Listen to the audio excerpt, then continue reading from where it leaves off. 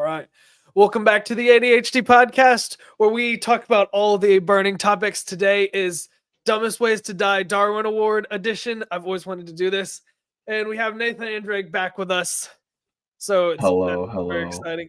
And he has not heard the theme song. So for his sake, we are going to roll the theme song. Here we go.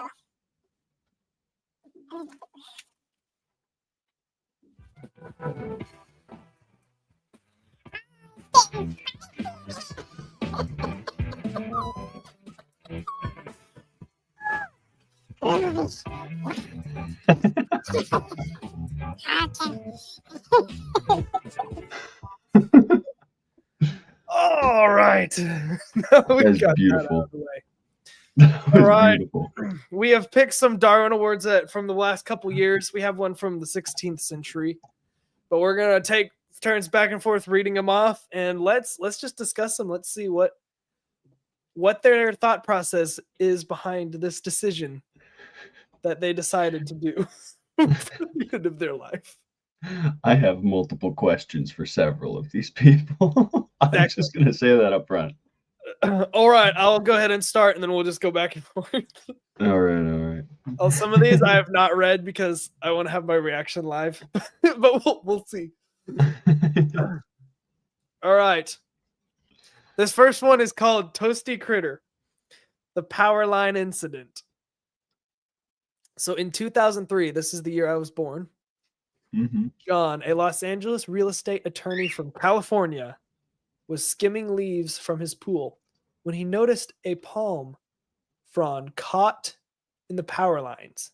His education had equipped him with sufficient understanding to become a successful litigator. Yet he was not wise enough to avoid becoming a toasty critter.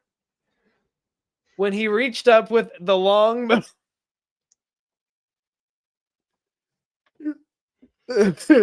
metal pole and poked the palm leaf. Did I mention the power lines? John was, for once, on the path of least resistance. You can't be doing that, man.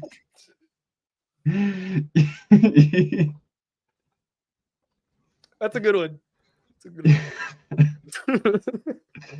You can't be stabbing power lines with electric poles. It just doesn't work. He was on the ground too. He's just like usually does not work in your favor. I'm just gonna say that right now. There's very little time. Okay, but here's the thing. If I'm cleaning something and I look up, oh, there's something stuck in the power line, I would probably do that if I'm not thinking right.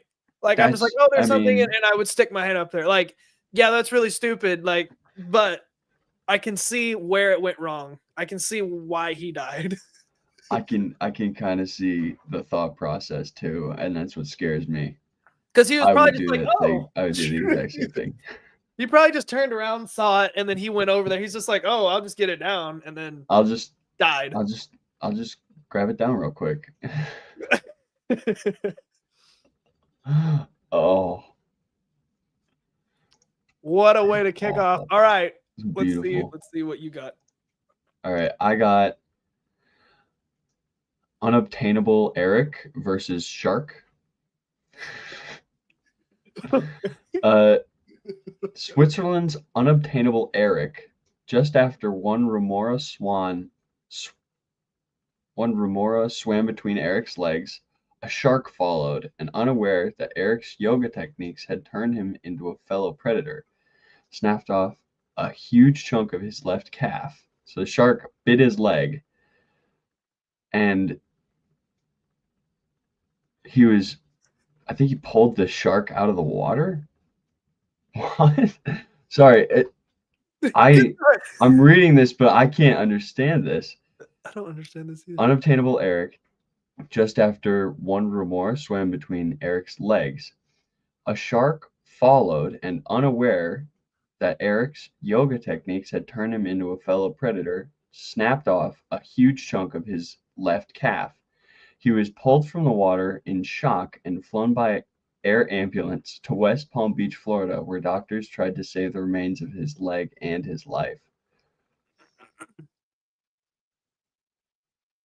So the shark just bit a hole in his leg. He just bit his leg off. I was like, that's terrible. That is a losing situation to be in. I'm That's sorry, terrible. Eric. Eric was very obtained. So I guess the shark was trying to bite the other thing and bit his leg. Is that what it sounds like? I think it was going for the remora, the fishy that swam between Eric's legs. Oh, okay, that makes sense. that makes more sense. I was So that was confused. shallow water then. Yeah. Holy cow. That's really shallow water then. Wow. Poor Eric. Wow. Caught losing end of that bargain. That's actually terrible. That's actually I'm not sure what the yoga has to do with it. It says unaware that Eric's yoga techniques had turned him into a fellow predator. I don't know what that means. I don't know if I want to know what that means. It just says yoga techniques. Yoga. It's like, beware, I'll hit you with my yoga, and then loses his leg. I don't think it helped him. I'm not gonna lie. I thought yoga Oh. people usually are skinny. Like I didn't know they would be like. Yeah. You'd think they wouldn't be very desirable. Well, if it was going after a fish, then if it was a tiny fish, then it would make sense because he would have probably have skinny legs. That makes sense. That would explain. That is interesting. All right, next one That up. is a story. This is called Bacon's Frozen Experiment. This one takes place in the 16th century.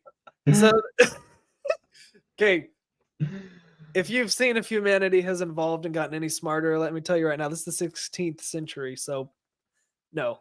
This right here is evidence. This is evidence that no. We've been here the whole time. I don't know when the Darwin Awards were like a thing, but if they've went back in the archives to like find this, I want to know more in the 16th century. Okay, this is outright stupid. Okay. Francis Bring Bacon. back. So his name's Bacon, by the way. It's not Bacon, not Abe Bacon. But Francis Bacon was an influential statesman, philosopher, writer, and scientist in the 16th century. He died while stuffing snow into a chicken. He had been struck by the notion that snow instead of salt might be used to preserve meat. So he stood outside in the snow to test his theory and attempted to stuff the bird. The chicken didn't freeze, but Bacon did.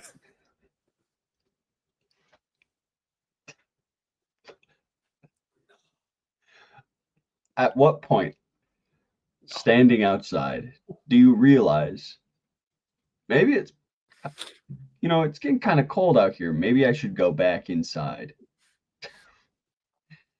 I loved how they listed an influential statesman, philosopher, writer, scientist, all that. Listing all of his attributes, and he's Just to still stand there and freeze to death. he's still just like, man, it's kind of cold outside. Oh well. The smartest people have the weirdest endings. I mean, think about it. That's the only thing he was remembered by. Yeah. Like, okay, have you heard of Francis Bacon though? I feel like I have though, heard of him. I think I have. I can't remember from where, but I know I've heard. Yeah, like I feel like he's a well-known like person from the 16th century. Because Yeah. it sounds familiar. I didn't know he died like that. But I knew I guess he was an important guy. But I mean, they were probably gonna cover that up at some point. Probably. It's like boiling I'm a curious frog what in else water instead of it's voluntary. When you put a frog in a pan of water, slowly raise the heat, they won't realize it. But this guy, he just walked outside. An intelligent man writer and philosopher and scientist stood outside in the cold and thought, this is fine. Yeah, I'm freezing the How long do you chicken. have to stand out there? I'm freezing the chicken, not me. All the cold is focused on the chicken, obviously. He You was that silly deep in man. thought. It's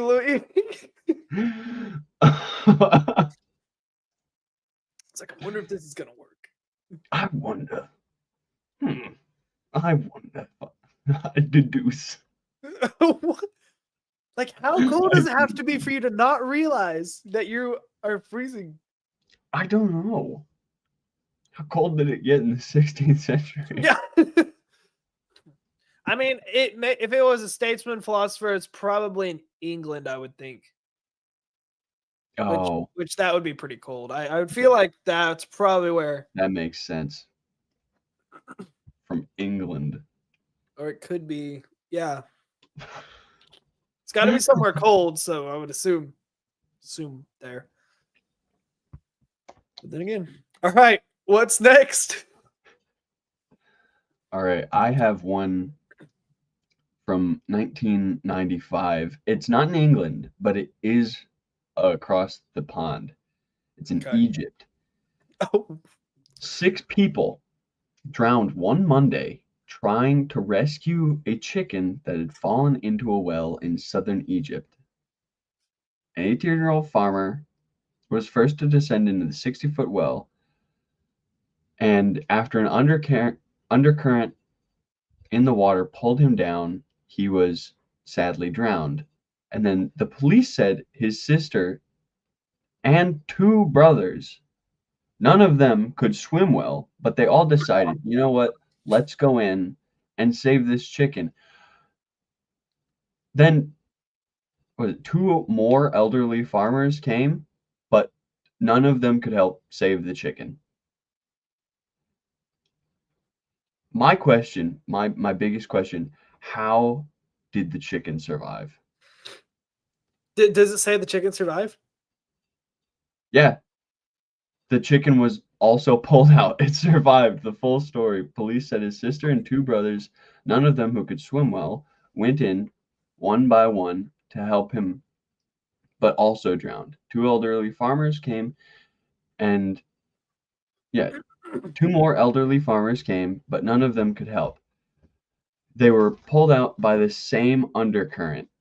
6 bodies were found later in the well in the village of Nazlat, which is 240 miles south of where the chicken was. The chicken was pulled out and it survived.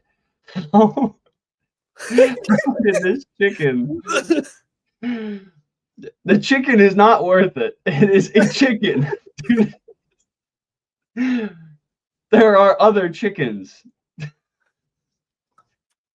I was like, when was enough enough? When are you gonna stop having people just dive in the well to get? Okay, I'm confused though. Why not just lower a rope? No, I'm confused. They found the chicken down the stream, so there's 2 wells or like entrances, or how are they Well, getting there's down 2 there? wells. The chicken was in one well, and then the people were flushed. They were pulled in an undercurrent, and then reemerged in another well 240 miles away. That's where they found him dead. That's where they found their bodies. Oh, okay. Chicken is not worth it. Well, because yeah, the chicken's light enough, it's not gonna get pulled down by the undercurrent. That or it found a rock. I don't know. One of the 2. Lower someone down in a rope. Stop walking into the well. So they just literally dive down the well. Yeah, it just says he lowered himself down, and then everyone just lowered themselves down into the well to save this chicken, but they were pulled in by the undercurrent. Oh my goodness. Oh. That's terrible. That's a good one though. That's a good one. It's funny. That chicken is immortal.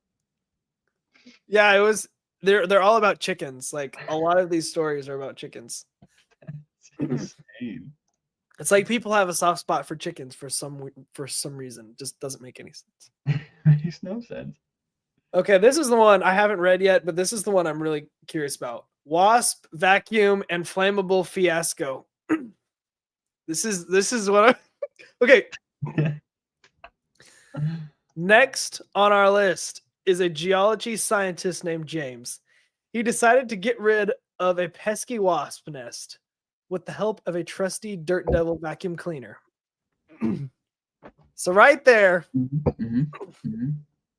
I would do that. I would think, hey, I could vacuum. I would do it too. Yeah. I would do it too. I'd get out a shark vacuum. Hold it right Okay. there. Yeah. So we all agree this was like people would do this. This is the thing. Regular everyday thing. You know, this is the guy with the pole trying to get the palm leaf out of the wire. We've got okay. Armed with a fearsome weapon, James attacked the wasp's nest. He sucked up all the wasps, which buzzed angrily as they struggled in vain against the wind tunnel. The dust bag was soon alive with their buzzing. What James did next to get rid of them was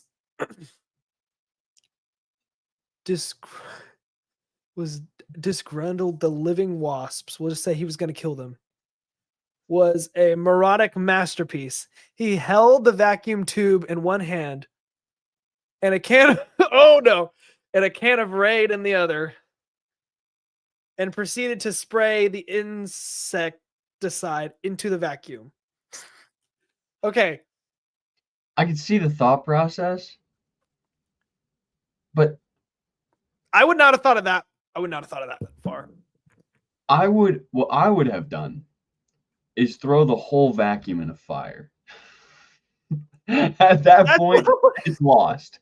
It's got a family of wasps in it. Either that or just leave the vacuum on until they're all gone. Suffocate them. They're wasps. Okay, here's the next. It's not over. Here's the next part. Oh. Our smart young scientists failed to remember that Aristotle, whatever that word is, are flammable, and vacuum cleaner motors generate heat. Yes, thank you. Aerosols are flammable, and vacuum cleaner motors generate heat. Lots. The resulting explosion removed his facial hair and scattered the dusty, angry contents of the Dirt Devil all over the vicinity. So I guess he didn't die. Well, he didn't die, but I'm assuming neither did those wasps. But the explosion removed his facial hair. I might have taken out quite a few. I like that. Removed his facial hair. So it was all gone. Damn, gone. Everywhere. He's bald now. This just blew all of it off. God. Right. It really like blew a toupee in the wind.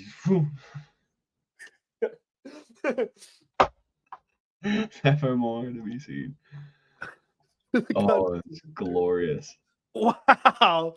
Was that in his house? Hold on. I hope not. Yeah, I didn't think about that. There wouldn't be a wasp's nest in his house. No, I can see. I'm envisioning this in his house, but yeah, okay, it would have been outside his house. Yeah, I'm wondering.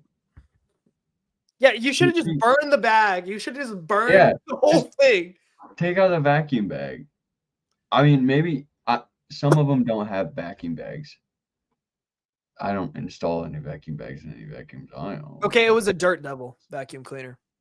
I think I know what those are. Yeah. Why would you spray Raid into the vacuum cleaner? I don't know. Maybe he thought, he's like, I know what kills wasps, Raid, and if I put it in a chamber with them, they're gonna be forced to smell it.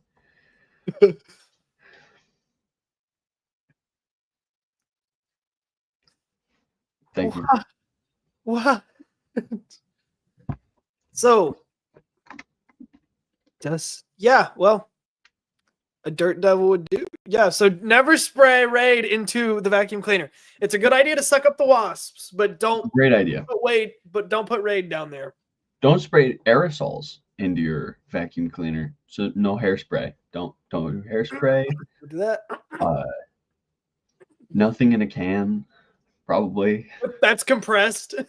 Nothing compressed in a can. Just don't do it.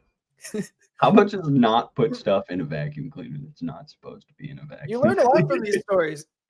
You really do. cleaner? You learn a ton. All right, what else you got? I have one that I'm very excited about. It's called Hammer of Doom. Okay, yes, this is the one I wanted to hear about.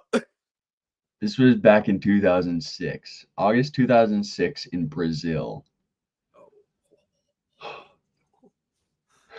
August brings us a winner from Brazil who tried to disassemble a rocket-propelled grenade, so an RPG, by driving back and forth over it with a car.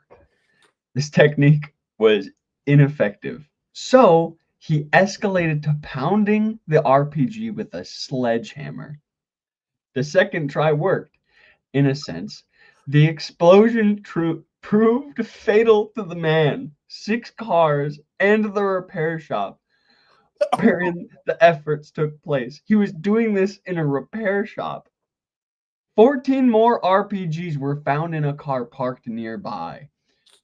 Police believe the ammunition was being scavenged to sell as scrap metal.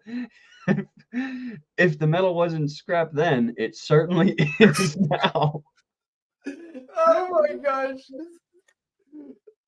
That That's a was good one. so different. I thought it was gonna end with him driving over it. I thought that's where it ended. No. I know how to disassemble a bomb. Hammer. Hammer time. Big hammer. If a car doesn't work, a hammer. Stop at the car, man. Here's an idea. If you're trying to make something scrap metal, throw it away from you like an explosive. Throw it away from you, so then it's like away from you when you're attempting to detonate it. Okay, yeah, that was kind of stupid. I mean, anybody that's like, I'm going to shatter a bomb with a hammer. I'm going to That's- take scrap metal from an RPG. I'm gonna make how much metal is in an RPG anyway? Not How much much? after that. I mean, the How whole much shop metal? was shot scrap metal after that. God, it destroyed 6 cars. The man in 6 cars and the repair shop is just destroyed now. Was it one of those that had the pin in it, or was he just like, Oh, it's an RPG, so it's like a one you shoot out of a gun. oh, it's a rocket launcher type thing? Yeah, rocket launcher. It's an Oh, RPG, okay, that makes sense. which is, I guess, shorthand for rocket propelled grenade. It's an RPG. Oh, okay, yeah, that's a lot bigger than I thought. I was thinking grenade. I was like, oh, okay, It's like a yeah, hand that makes grenade. sense. Yeah, okay, there's nothing Hitting like a hand grenade with a hammer is like something else. It's almost hitting a landmine with a hammer. I know, right? Like, I This was will take care of it. that will blow everything out. Like, that will blow everything off. I know exactly what can help in this situation. Let me get my pickaxe. What are you gonna do with that, bro? Oh, I'm gonna give that one as that was kind of stupid. that was so different than I was expecting. That was so much dumber. That guy. So much dumber too. Oh, Why can't you just take it apart like a normal person? yeah, just disassemble it. Well, if he ran over it, then there's no he smashed the scrap metal, Yeah, you'd think. right? I And mean, then I don't. Was it just not a very big car he ran over it with? it was like a Mini Cooper, just like a speed bump. Just run over it slightly with like a mini, like a smart car. Smart. Trying to disassemble a bomb with a smart car.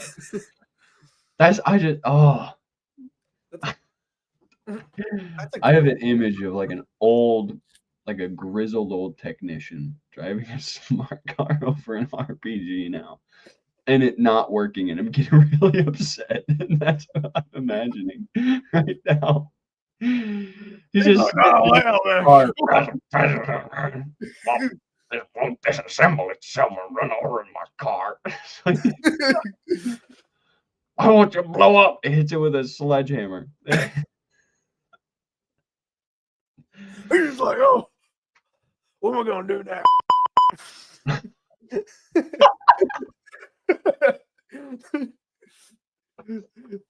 Well, go get the hammer out the back. Gonna go get the hammer. We're gonna have to take care of this the old-fashioned way. They just don't make those cars like they used to. And then the fact that they found more in the back later. There was more in a second car. They found 14 more in another car. That's probably the craziest part. He's like, It's oh, like, one down. I'll just run over 14 of them with my car. Oh my gosh. I don't know how they didn't explode though, because he blew up the one. It killed him, 6 cars, and the repair shop, and it said 14 more were found in a car parked nearby. Was it like outside the building? I mean, he could have blown up the whole town. Yeah. Yeah, it's just a bunch of art. It's like a fireworks, but more deadly. It's so bad. I mean, 14 of them are gonna be like, that's gonna be That's a big explosion.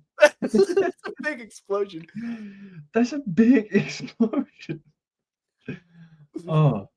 Okay, I think that one's the best so far. That's a really good one. That seems certainly like the most absurd. It's insane. Okay, I got one that's gonna follow. It's gonna try. Man tries to fight a lion and loses, surprisingly. Hear me out, guys. Nah, him walking into the cage, nah, I'd win. But okay, I just read the first sentences. This is actually gonna be good. An Australian kung fu master. That's how you know it's gonna be good right there. An Australian kung fu master told his class in 1996. This man, you already know this man has wrestled crocodiles. No. He's gone against bulls. There's some kind of bear that he fought barehanded. He told, in 1960 that they were good enough to take on lions. Oh, he told his class they were good enough to take on lions. Excuse me. This encouragement was not supposed to be taken literally. Oh, was not supposed to be taken. One student took the words to heart and headed to his local zoo.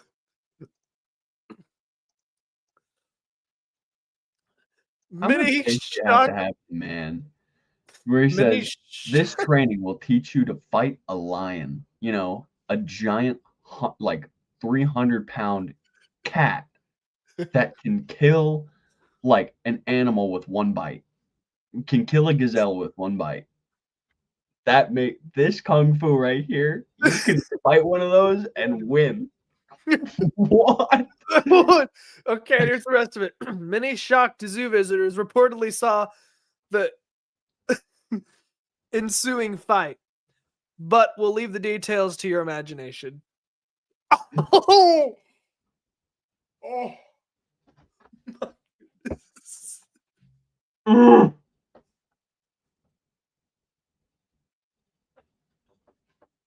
He literally got in the zoo, he got in the cage and tried to punch a lion.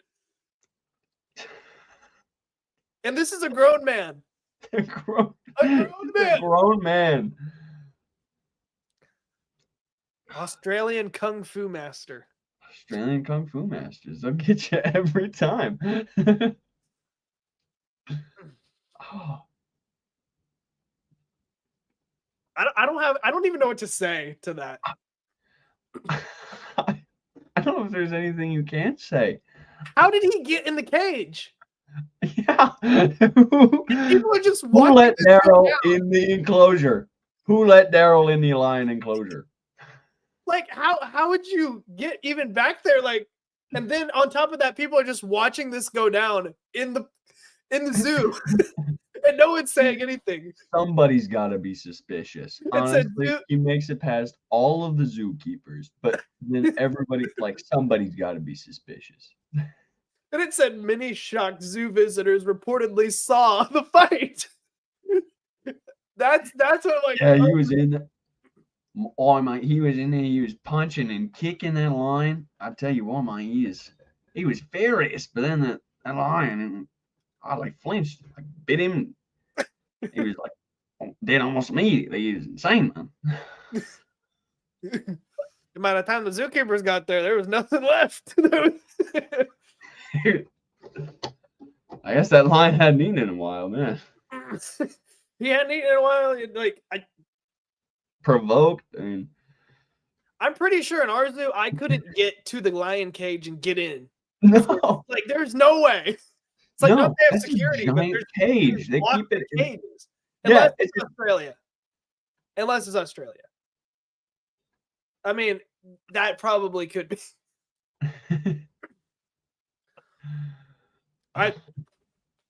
Maybe they do it different in Australia. You know, Yeah, it's they just leave it entirely all possible. open.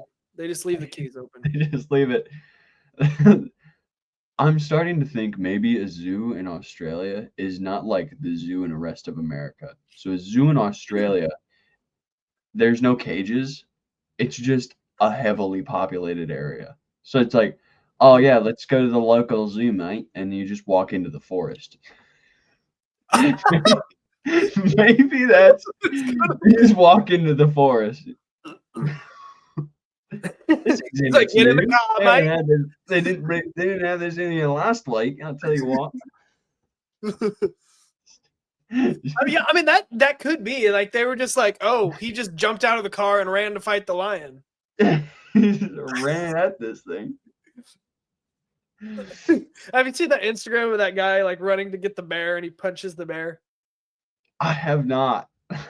Oh my goodness. So I'll have to send you that. Oh, I need to see that. It's a guy, he's like in waders or bright orange waders, and he runs to a bear. Oh yes. Punching him, and then the bear does kung fu. It's I have seen that video. yeah, it's that one. I've seen that video. It's like that's how I'm imagining it go down, and then the lion just turns around and is like it's over. Just slaps him to the ground. He just ragdolls immediately. Lion stands up bipedal just like this. And then everybody just quietly turns around and just drives away. Everybody walk away at that point. There's nothing that you can do. Because if that happened in America, there'd be lawsuits all over the place. All over. Everywhere. Oh, there would be people suing the county, people suing the zoo and the state for letting that zoo run. Yeah. In Australia, it's just like, he did that to himself, Mike. Poor bloke, he didn't know what he was getting into. We didn't like him anyway. Let you know a little secret. No one really like Daryl. What's next? All right. We can just do a couple more and then we'll wrap it up. I'm seeing one here that's really. Unless y'all want to keep going, just comment. I mean, these are actually really funny. I can just. They are quite a few really funny. Actually, really good. I'm seeing one that's really, really. There's two that are really interesting me. I think I'm going to do this one. This is Professor Zarkov's deadly lab mix-up. I've not read it. Oh no. Next on the list is a Russian scientist named Professor Alexander Zarkov.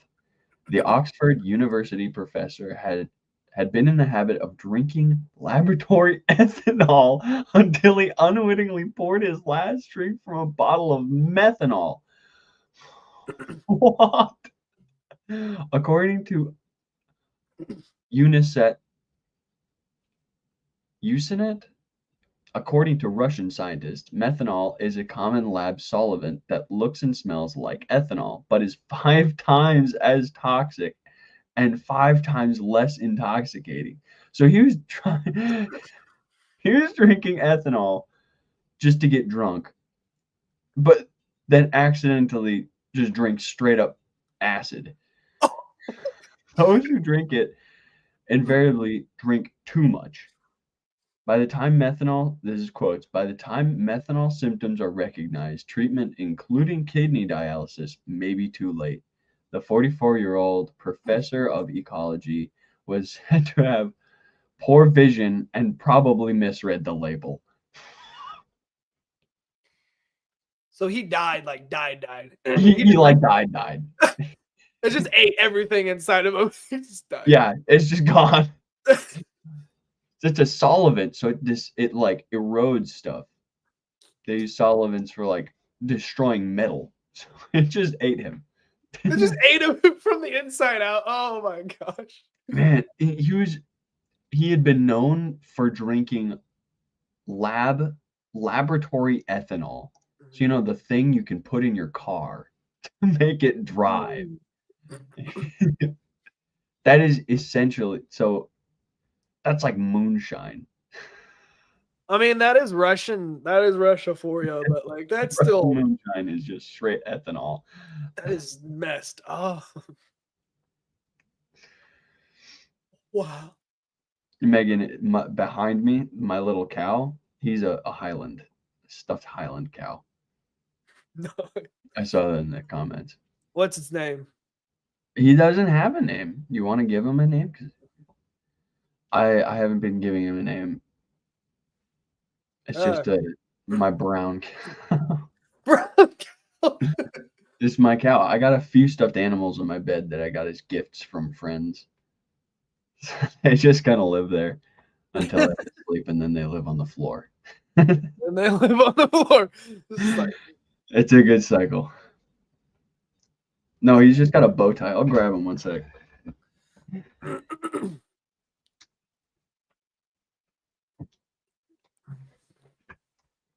He's got a little bow tie on. It's like a yarn bow tie. He's not hugging anything, sadly, but he just sits there and he judges me regularly. He normally can't see. He just sits there and judges me. I love those Stares at me like yeah, he definitely you need those judgments. He looks like a yak, but he's a Highland cow. Go. He's my little boy. All right, I got another one for you. You got another one? Perfect. It's called Fireworks Helmet. Ooh. Oh. Yes, please. In a peculiar attempt at a unique fireworks display, a man affixed fireworks to his helmet. However, the unintended ignition of the fireworks turned into what is meant to be a celebratory moment into a tragically fiery end for the ill-fated individual. I mean, what do you expect when you put fireworks on your helmet? Oh yeah, let's put rockets on my head and light them up. That just sounds so funny to say. I'm gonna put rockets on my head and I'm just gonna light them right now. Dude, that is like, all right. That is the most frat party guy thing to do. That's too far. I mean, put a whole bunch. I just imagine. All right, I imagine them putting those big fireworks on a bicycle helmet and strapping them to this guy's head. Just taping the big light it up, dude. Light it up. Come on. Oh, sick. Goes always like, turn it off. Turn it off. There's no turning it off. Turn it off, man. Turn it off.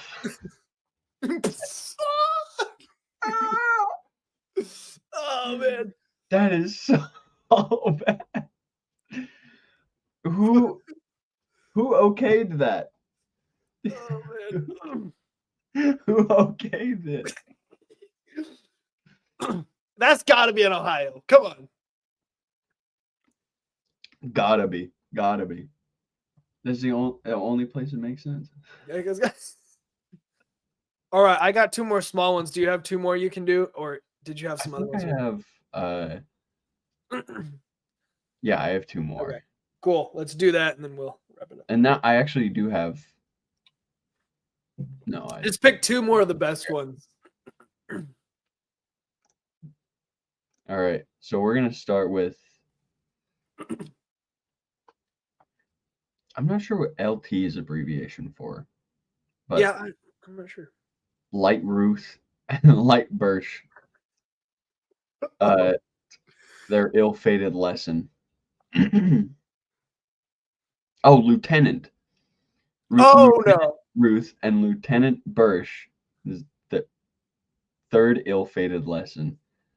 The instructing pilot, Lieutenant Ruth, 31, was hell-bent on teaching his advanced flight student, Lieutenant Birch, 25, the old maxim: there are old pilots and there are bold pilots. This can only end well. At T minus 35 seconds, Ruth deviated from the flight path and commenced a descending turn to demonstrate terrain following techniques. He then returned the aircraft. He then returned the aircraft to Birch and instructed him to make a hard right turn. But the plane was too slow and too low. The T-45C Goshawk training aircraft stalled above the rising terrain in response to the irregular maneuvers. Too low, too slow, too late. Unable to eject safely, both lieutenants earned entry into the double Darwin archives. That is insane. This old woman was just like, there are old pilots and there are bold pilots, and then crashed the plane.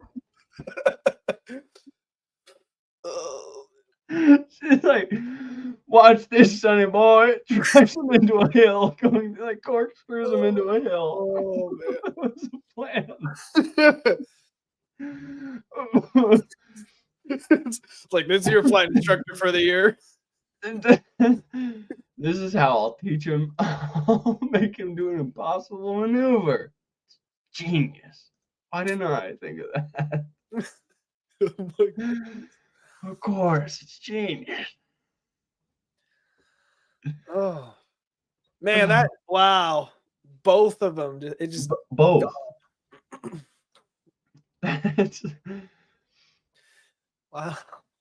well, I'm still confused what the thought process was.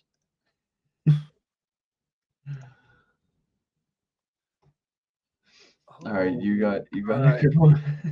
This is called Lava Lamp Gets Revenge on Its Owner. Oh, I'm so excited. I'm really interested to hear also because I got this guy going in the corner. Oh, okay. Should I not tell this story? Should I not tell this story? No, you gotta say it now. Okay, okay, Know what to be careful about. okay. All right. Let this be a lesson to everybody. This Lava feels like- lamps are cool if you live in the Playboy Mansion, uh, whatever that word is, in 1989, which is why a man bought one in Washington in 2004. After plugging it in, the man known as Philip took too long to get going and I put think it I've heard this story. on the stove to speed up the process, so speed the process up.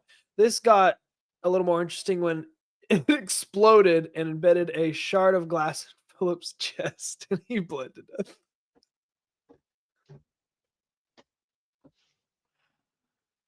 Oh,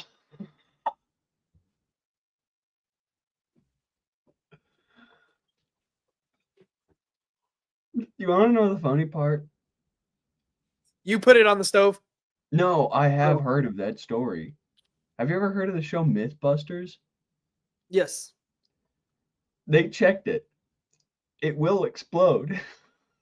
Oh, They exploded one on a stove.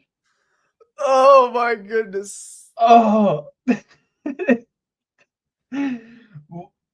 Why? why would you put it on the stove? I mean, I know it's taking a long time to warm up, but like they're powered by a single light bulb. You gotta give it a little bit of time. All right, I'm not doing that. That I'm sounds painful. this thing stand properly where it's put. It's just gonna You stay don't put right. them on the stove. Don't put them on the Do stove. not put it on the stove.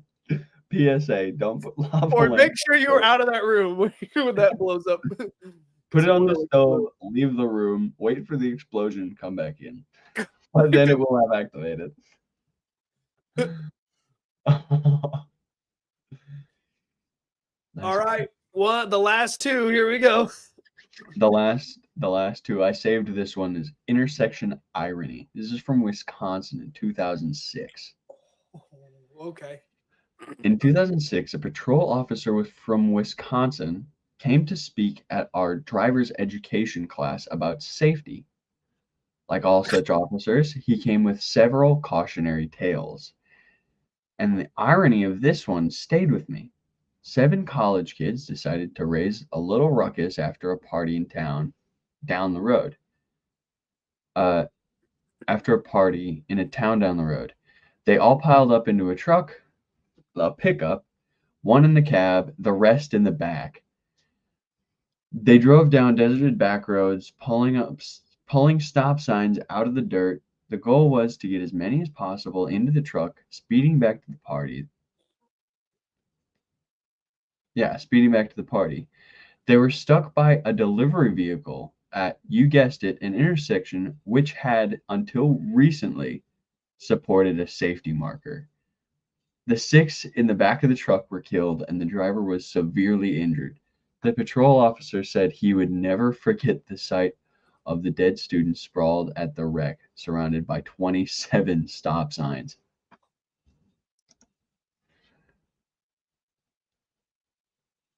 27 stop signs. That is an insane amount of stop signs to pull out of the ground. So they were hit by someone who they had pulled up. Yeah, they pulled up a stop sign Uh-huh. in an intersection, and a delivery vehicle, I'm assuming like a big, Okay. like a cargo van, didn't see them or assumed they would stop because there's no longer a stop sign there, and it used to have one. That is insane. Oh, Oh, that's terrible. that's a feels bad right there. I Oh mean, goodness. they're idiots. Don't get me wrong. They're idiots. But man, oh, Oh my gosh. All right, last one for the night last is one. gonna be bulletproof glass isn't idiot proof. Yes. Okay. This Sound one is a classic case of check this out. High flying high flying lawyer Gary Hoy loved telling his buddies that the windows in his Toronto office were bulletproof and unbreakable. One day, he decided to prove his theory by running into one at full pace. The shocked clients could only watch as Gary crashed through the unbreakable windows and ended up on the pavement 24 floors down below.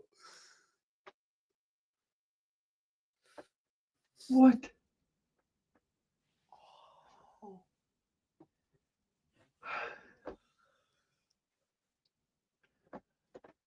What? This guy's a lawyer. This is the man sitting in court defending you. And he's like, watch this. Runs face first into glass. Why would you do that? The only thing he did was run face first into glass. Dead sprint into a panel of glass on in a skyscraper. Yes, that is smart. Okay, but here's the other question I have. If he hits the window and it doesn't break, right? That would hurt really bad. Yeah, what's the plan here? You either hit the window and go through, or you hit the window and bounce off the And glass. break your nose, Yeah, ribs, you who like knows what break your else? nose, probably fracture your wrist, hurt your ankle. What is the plan here? There's no plan. Like, that's just stupid. There is no way he was not like heavily intoxicated, Telling people heavily enamored.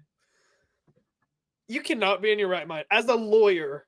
Yeah, as a person who went to like 4 years of college just to be able to pass the bar and like stand for someone in court, in the court of law, and you decide, I'm going to impress my client by running through my window. That is insane. Oh, I wonder if he was related in any way to the old mechanic who tried to disassemble the RPG. It just runs in the family. That's what it does. The family. Yeah, he also is related to that pilot too. Yeah. Pilot was his older sister. Mechanic was his dad. Really does. It really does run in the family. Oh, man. that I don't know. I don't know what to say about that one. That one's a Darwin Award. I mean, is a that's the Darwin Award. stupidest one I've heard all night. That is the most stupid. There's no winning. There's no winning in this situation. You bounce off the glass and you get embarrassed. No, what he was trying to prove it was unbreakable. Throw a chair at it. I know. Don't run through it. Throw a chair at it. Throw a phone at it. Throw your desk. Push your desk into it. Oh, why would you run into it? It's like the worst decision. Of all of the decisions you could have made, that one was the bottom. Oh. Well, we have learned a lot tonight, so thanks for joining us Yes. tonight. And we'll see you next time.